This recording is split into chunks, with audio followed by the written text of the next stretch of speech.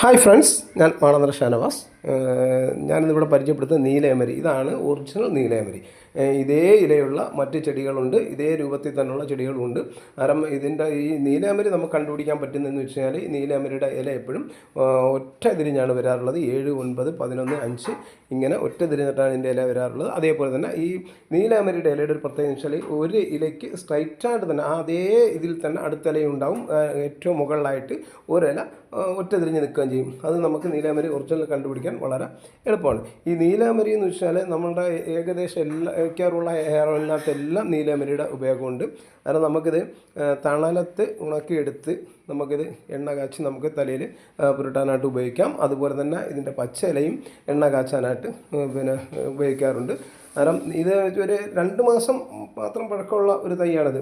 ഇത് ഞാൻ കുറച്ച് വിത്ത് കൊണ്ടിട്ട് ഏകദേശം നട്ട വിത്തുകളെല്ലാം കിളിർത്തു. ഞാനത് പലർക്കും ഇതിനെ തൈ കൊടുത്തിട്ടുണ്ട്. കാരണം ഇതിനകത്ത് വിത്താകുമ്പോഴും ഞാൻ നടുന്ന ഒരു വീഡിയോ ഞാൻ കാണിച്ചു തരാം. വളരെ ചെറിയ വിത്താണ് ഇതിനകത്ത് വരാറുള്ളത്. അപ്പോൾ വിത്ത് ആയിട്ടില്ല.